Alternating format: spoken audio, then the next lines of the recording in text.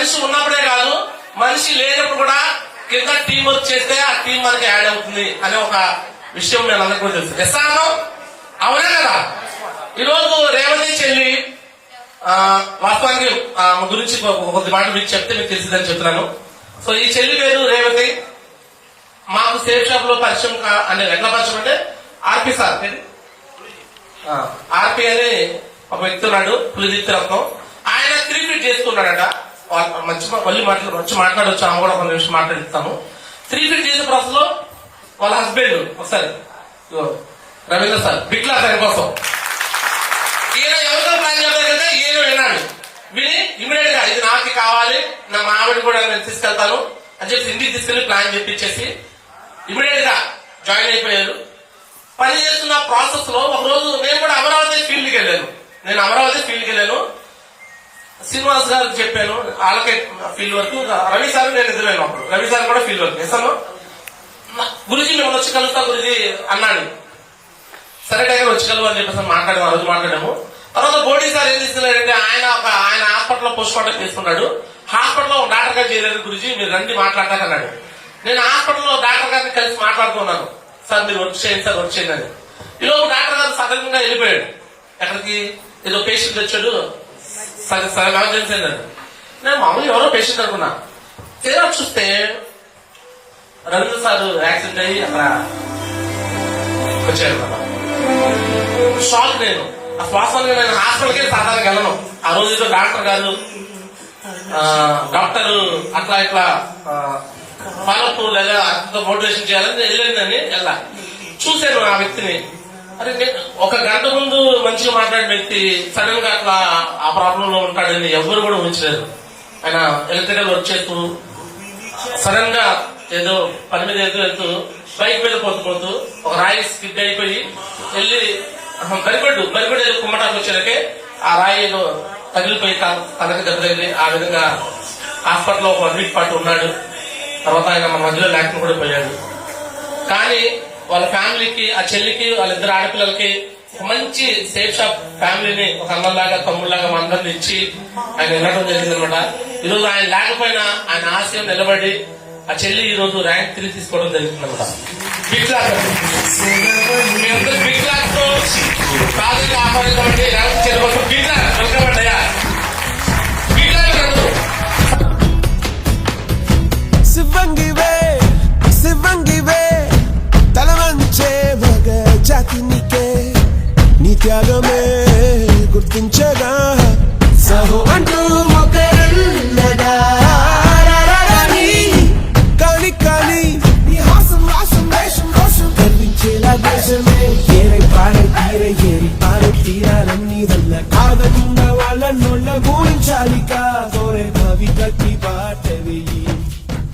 అందరికీ అవకాశం గురించి చెప్పారు కదా. అందరూ సేఫ్ షాప్ ప్లాన్ వినగానే కొంతమంది, నాకైతే 3 ఫీట్ ప్లాన్ అనమాట. మాకెవరో తెలీదు. ఇందాక చెప్పారు కదా, మా సార్ వేరే వాళ్ళకి ప్లాన్ చెప్తుంటే విని మా మేడం కూడా చెప్పండి అని చెప్పేసి ఇంటికి తీసుకొచ్చారు. అలా తీసుకొచ్చి ప్లాన్ విన్నాను అంతే. నేను ప్లాన్ విన్నాను కానీ నాకేం అర్థం కాలేదు. అంటే డబ్బులు కట్టాలంటున్నారు కదా అని చెప్పేసి నాకేం అర్థం కాలేదు. కానీ మా సార్ ఏంటంటే దీని గురించి సరే నేను ఇన్ని సంవత్సరాలు కష్టపడ్డా కానీ చాలా ఫైనాన్షియల్ గా చాలా ప్రాబ్లమ్ లో ఉన్నాం కదా, దాని గురించి తెలుసుకొని వెంటనే స్పాట్ డీడీ ఇచ్చారు. ఆ రోజు ఎందుకు ఇచ్చారో నాకైతే అర్థం కాలేదు. నేనైతే జాయిన్ అయ్యేదాన్ని కాదు, కానీ మా సార్ అనేది జాయిన్ అయ్యారు. జాయిన్ చేయించిన తర్వాత మేము జాయిన్ అయిన తర్వాత వెంటనే ఒక జాయిన్ అయిందంటే ముగ్గురు జాయిన్ చేసిన వెంటనే QSC అంటారు కదా, అప్పట్లో QSC చెక్ వచ్చింది అనమాట. మేము సోమవారం జాయిన్ అయ్యాము. శుక్రవారం అనేది నాకు ఫస్ట్ చెక్ QSC చెక్ 6,000 రూపాయలు చెక్ వచ్చింది. ఆ చెక్ రాగానే అప్పుడు నమ్మకం వచ్చింది, సరే సేఫ్ షాప్ చేయొచ్చు అని నమ్మకం వచ్చింది. నేనైతే వర్క్ తెలుసుకుంటున్నాను కానీ నేర్చుకుంటున్నాను. నాకేం తెలియదు, అన్ని మా హస్బెండే చూసుకునేవాళ్ళు. నాకు అప్పటిదాకా స్మార్ట్ ఫోన్ లేదు, ఫోన్ పే లేదు, ATM వాడడం కూడా నాకు తెలియదు. అలా నాకేం తెలియదు, అన్ని ఆయనే చూసుకునేవాళ్ళు. అలా వర్క్ చేసుకుంటడం వల్ల 6,000 రాగానే వెంటనే కాంట్రిబ్యూషన్ కట్టేసి మన పెతిన్ శ్రీనివాస్ గురుజీ, నరేష్ గురుజీ, నరేంద్ర గురుజీ మా ఫస్ట్ మీటింగ్ అనమాట. మేము ఫ్యామిలీ మొత్తం వచ్చాము. మా QSC సెలబ్రేషన్ చేశారు ఆ రోజు. అలాగే లంచ్ క్వాలిఫై కూడా అయ్యాం. 6,000 కాంట్రిబ్యూషన్ కట్టారు. మేము జాయిన్ అయిన చెక్ వచ్చింది 6,000 కాంట్రిబ్యూషన్ ఎందుకు కట్టారు, మనకి వేరే దానికి ఉపయోగపడేది కదా అని అన్నాను. కానీ నాకైతే తెలియదు, బిజినెస్ గురించి చాలా బాగా అర్థం చేస్తున్నారు అప్పట్లోనే. ఆయన అర్థం చేసుకుని ఇప్పుడు నేను ఈ పొజిషన్ లో ఉన్నాను అంటే మా హస్బెండ్ ఇచ్చిన అవకాశమే. అందరికి వేరే వేరే వాళ్ళు ఇవ్వచ్చు, కానీ మా హస్బెండ్ ఇచ్చారనమాట.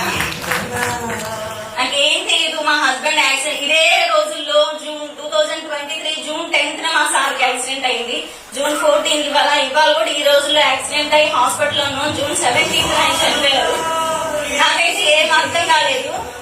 కానీ చనిపోయిన తర్వాత గురుజీ వాళ్ళు వచ్చి మేము ఉన్నామని మాకు సపోర్ట్ చేశారు. అప్పటి నుంచి ఇప్పటి వరకు సపోర్ట్ చేస్తూనే ఉన్నారు. ముందుగా చెప్పాల్సింది ఏంటంటే, నేను ఇక్కడ నిలబడి ఉన్నాను అంటే మా నాన్నగారు అనమాట. ప్రతిదీ నాకు సపోర్ట్ చేస్తూనే ఉన్నారు. మా నాన్నగారు లేని నేను ఇక్కడ ఉండేదాన్ని కాదు. ఎందుకంటే ఇంట్లో వాళ్ళు సపోర్ట్ చేయలేదే. మా హస్బెండ్ వేరు, కానీ ఇంట్లో పేరెంట్స్ సపోర్ట్ చేయడం వేరు కదా. ఒక హస్బెండ్ చనిపోయిన తర్వాత తీసుకొచ్చి ఇంట్లో పెట్టుకొని అన్ని నాకు కావాల్సినవన్నీ చూస్తూ, నేను సేఫ్ షాప్ కి వెళ్తున్నాను, ఇలా మీటింగ్స్ కి ఫంక్షన్స్ కి వెళ్తున్నా గానీ, ఎట్లా వర్క్ చేసుకుంటున్నా గానీ, నలుగురు ఎందుకు ఆ అమ్మాయికి జాబ్ ఉంది కదా అంటున్నా గానీ, మా నాన్నగారు మాత్రం ఎప్పుడు నన్ను వదిలే అనలేదు. నాకు సపోర్ట్ చేస్తూనే ఉన్నారన్నమాట. ఎప్పుడు నాకు సపోర్ట్ చేస్తూ ఏదో చేయాలనుకుంటుంది, సాధించాలనుకుంటుందని చెప్పేసి నాకు సపోర్ట్ చేశారు. సేఫ్ షాప్ లో ప్రతి మీటింగ్ కి ఎవరేమన్నా మా హస్బెండ్ మాకు నేర్పించారు. జూమ్ గానీ, ట్రైనింగ్ గానీ, ప్రతి ఫంక్షన్ కి, ప్రతి మీటింగ్ కి నేను ఎవరు వచ్చినా రాకపోయినా గానీ వస్తూనే ఉండేదాన్ని. అలా వస్తున్నా రాకపోయినా నిలబడి ఉన్నాను కాబట్టి నాకు ఇప్పుడు టీం వచ్చి ప్లాటినం లెవెల్ కి వచ్చాను అనమాట. మా హస్బెండ్ చనిపోయిన తర్వాత 1 year నేను ఇంట్లోనే ఉన్నాను. నేనైతే వర్క్ ఏం చేయలేదు, కానీ నా కింద టీం వర్క్ జరిగింది. మన సేఫ్ షాప్ ఉంటది కదా, మన కింద వాళ్ళు పనిచేస్తుంటే మనకి డబ్బులు వస్తాయని. అలాగే నా కింద టీం వర్క్ జరిగింది అనమాట. నా కింద అమరావతి టీం బోడీ గారు అని ఉంటారు. ఆయన వర్క్ చేస్తుంటే నాకు 100 మంది పైన కలిసి నాకు డబ్బులు కూడా కలిసి అనమాట.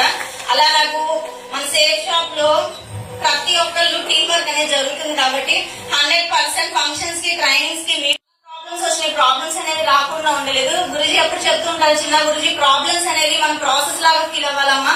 ఆ ప్రాసెస్ లో ఫీల్ అయినప్పుడు ఖచ్చితంగా మనం నిలబడి ఉంటే డైమండ్ వరకు ఖచ్చితంగా మనం డైమండ్ అవుతాం చెప్తూ ఉంటారు. ఈ సిస్టమ్ అనేది ఖచ్చితంగా ఫాలో అవ్వమని చెప్తారు.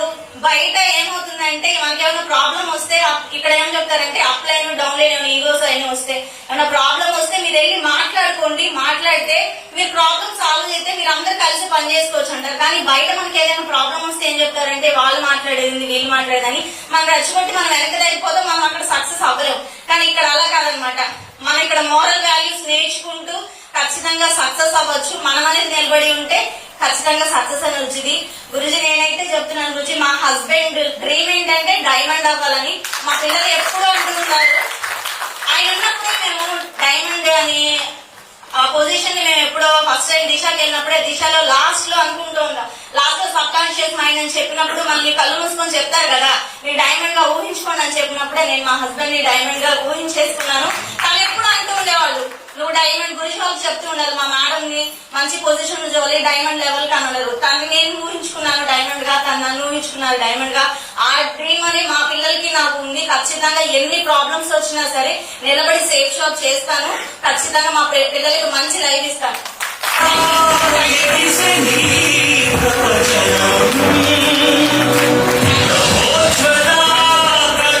చెల్లి కోసం బిగ్ లాకండి చూడండి.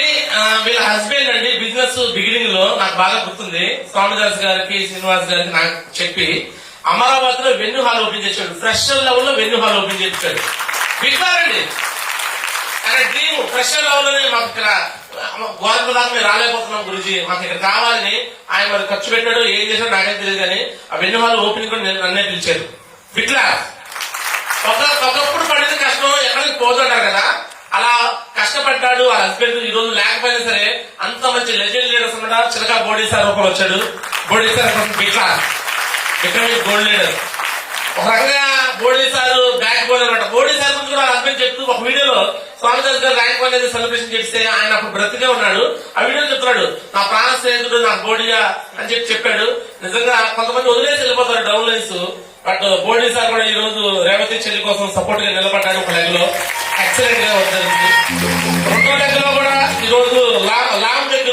వచ్చిందట తులసి అనే ఆమె కూడా వచ్చింది. ఆమె కోసం కూడా బిట్లాదండి. ఆమె కూడా చెప్పింది. నేను కూడా వాళ్ళకి గ్రూప్ మీటింగ్ కోసం వెళ్ళాను. సో మా చుట్టమే రేవతి నేను ఖచ్చితంగా నిలబడతా గురించి నేను డైమండ్ కొట్టాలి బిట్లాదండి. మనకి ఇద్దరు లెఫ్ట్ ఓవర్ రైట్ ఓవర్ ఇద్దరు ఉంటే చాలు ఈ బిజినెస్ లో మనం డైమండ్ అవుతుంది. ఎస్ఆర్ ప్రాసెస్ అన్నాడా ఆ ప్రాసెస్ లాగా ఫీల్ అవుతూ ఇక మళ్ళీ బయట వేరే వేరే పనుల్లో అయితే వచ్చిన ఆడవాళ్ళని తప్పుగా చూస్తుంటారు. ఆడవాళ్ళు వస్తే వేరే రకంగా చూస్తారు. ఎస్ఆర్ సెక్యూరిటీ ఉండదు.